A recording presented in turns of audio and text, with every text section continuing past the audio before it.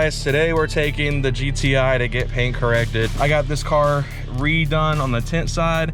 You guys probably knew this, the tint on this window specifically was absolutely butchered for the longest time, and I needed to get it fixed. It's becoming a safety hazard. I couldn't see anymore out of this window, really. So I went ahead, the front windows and the back doors redone. The quarter windows are still there, and the rear hatch is still the factory one. But yeah, got ceramic 35 all the way around. I know people can be like, oh, you should have done 15%, should have done 5%, and just, that's not for me. I work for the government. I don't need to get pulled over, but we're gonna get rolling and go get this thing dropped off and paint corrected. All right, guys, we are on the way to the paint correction guy. This is some guy that my parents found for my birthday. We've been talking on and off all throughout the week. He's been sending me all sorts of like black cars he's done. He's done like a BMW XM and a couple other really cool cars, and I've been really impressed with his work. So I'm curious to see how good he does on this car, considering it's significantly older than an XM. There is some issues I've had with the paint on this car since the very beginning, and he's gonna put not necessarily a full ceramic coat, but a 9-month true ceramic spray that's like the real deal, not that the stuff you can buy from AutoZone or something like that, which is the stuff that I tend to use on this car. So I'm curious to see how well he does, but we're on the way now. Cason's following suits, and we're gonna go get this thing dropped off and go have some fun today. So we just dropped the car off and we're heading back towards our side of town in Cason's Mark 6. Guy's super chill. I'm excited to see what kind of magic he works on it. He's going to be taking care of the overspray line on the back rear quarter. I'm 90% sure my car was involved in a wreck that wasn't on the Carfax when I bought it. He even said that the rear bumper looks like it's definitely been done with a single stage, like really cruddy paint job from a body shop. Wouldn't be surprised if it was like a Mako or something like that. And probably what happened is it probably got bashed on that quarter, and they just took it to a body shop, sprayed it black, and called it a day. They didn't bother to take care and actually put good paint on it or anything. So he's gonna do the best he can on that fender. He said he's already said he's not really comfortable messing with the bumper. He doesn't want to burn through it. So, you know, we're gonna worry about that at a different point. Maybe a good time to see about getting a Club Sport bumper for the rear imported. I don't think it's any different though, but you know, something like that. But yeah, we're heading back towards the house. I don't know what we're gonna do the rest of the day, but we got a few hours until we can go get in the car and see what it's like in its finished state. So yeah, we'll catch up to you guys as the day goes. And for now, I think me and Casey are just gonna enjoy the ride on these country roads out here. Thankfully, not in West Virginia. All right, picked the car up a little bit ago, driving home now. Car looks really good. I'm pretty happy with this. There's unfortunately some stuff that he wasn't able to get out without something more aggressive. My parents got this as a birthday gift for me, and I was a little bit confused because I was under the assumption this was like a full-fledged, like cut and polish, the whole 9 on the entire car. And apparently that wasn't what my parents paid for, so I was a little confused on that. But so there is some stuff that without that aggressive extra stuff, it's gonna be stuck with. There's a spot in the hood from tree sap. Unfortunately, no matter where I park in my driveway, it'll get tree sap on it. I've parked far from the trees, and I can't park against the doors right now because all the garage bays are taken, and we can't really block the doors and keep them from getting out of the garage. So pretty much anywhere I park it that's not blocking the doors, tree sap gets on the car. And you know, still living with my parents, I can't park the car inside right now, but it is what it is. I'll probably at some point still take it and get it cut and polished, or just wrap the car. That's something I've not been opposed to doing. There's a handful of colors I've looked at about wrapping this car.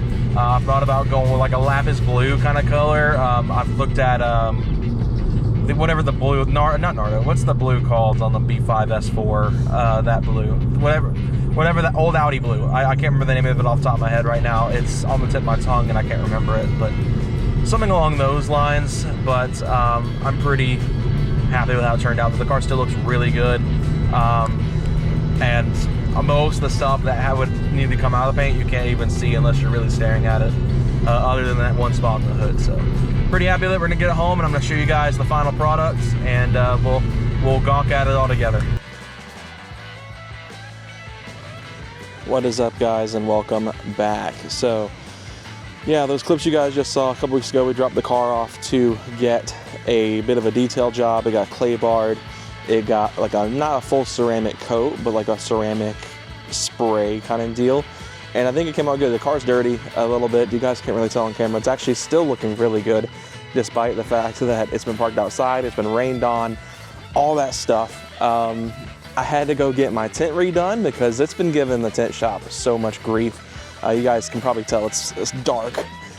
So it's still got 35% up front, but we do have 20% in the rear. Now that is different than what I originally planned on with the car.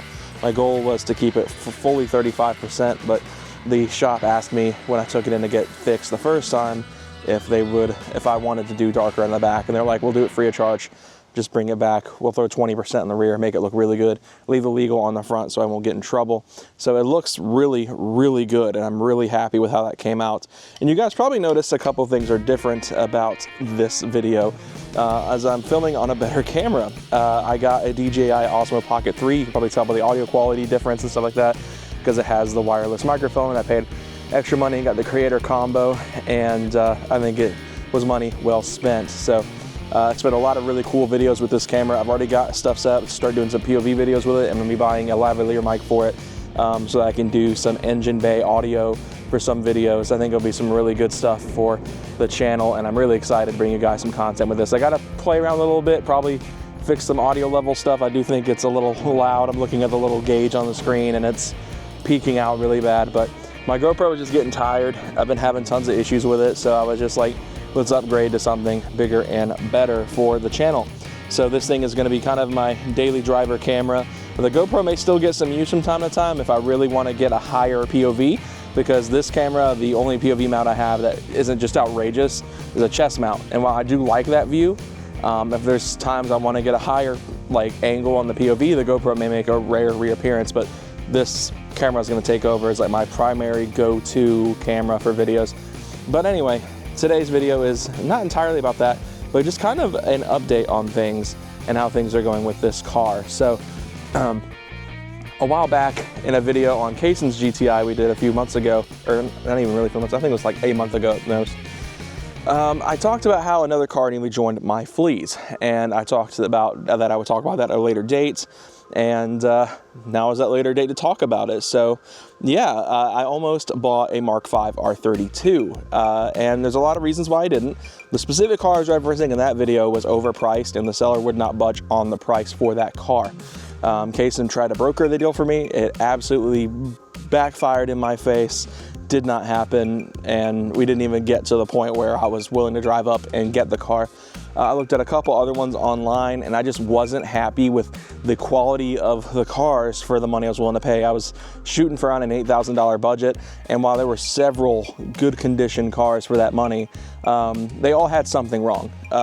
Either the body was really good, and I was having misfire codes and stuff like that, which is just stuff when I'm buying used I don't want to mess with. I would rather have a car that is, might need some love on the paint, might need a cut and polish, might need something like that, kind of like this car, but, runs perfectly fine, than get a car that looks great, like showroom quality paint, everything looks perfect, and then it's got a misfire code that could either be something as simple as a plug or an entire motor, and I'm not really willing to take that chance on a car. And there were several Mark V R32s in my budget that had that exact scenario. The body was gorgeous, there was no issues, the headliner wasn't sagging or anything, which I know is a big problem for Mark Vs, but I was not wanting to deal with a misfire because they all had misfire codes. It's ironic, all of them did.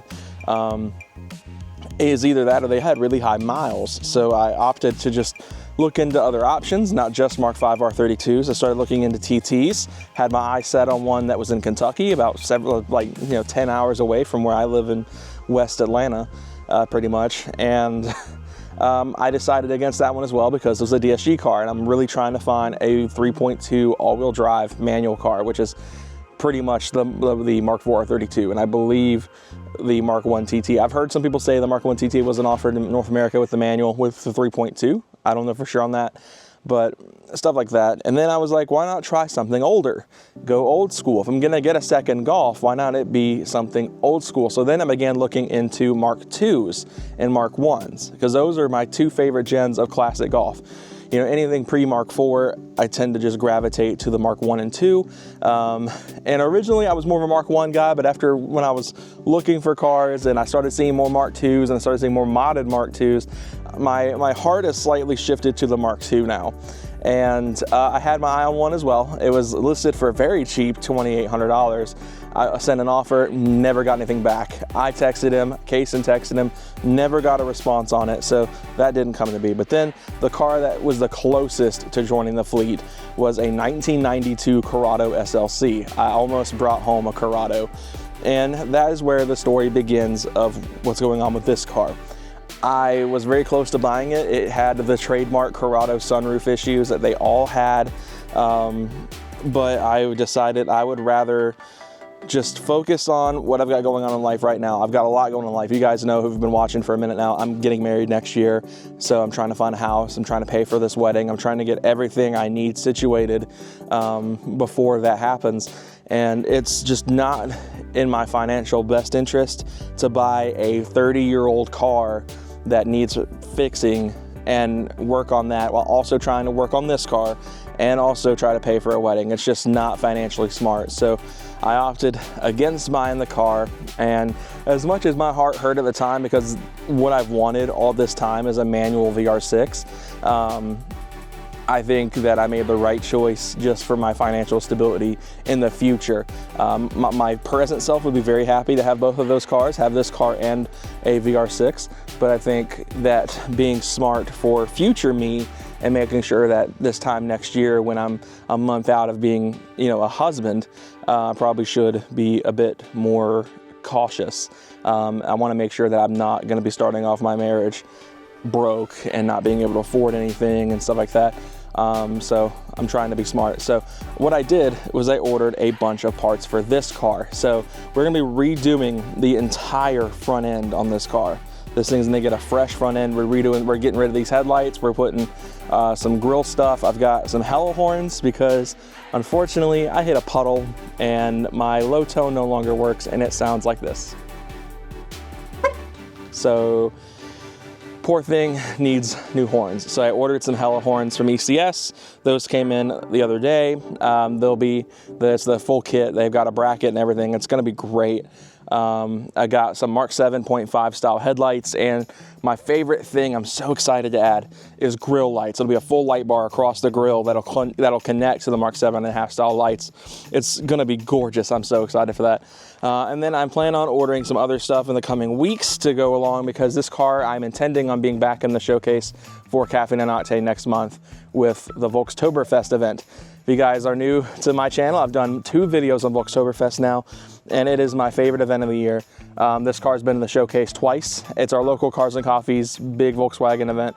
I've been in the showcase twice. We're trying to get a group together this year with Kaysen and Breyer's cars as well, and a couple other Volkswagens I'm friends with. So we're hoping to get a pretty sizable group together to get all these cars in the same place. But I've been looking at a bunch of Aerofab parts. I'm looking at getting an Aerofab splitter, side skirts, and the spoiler extension.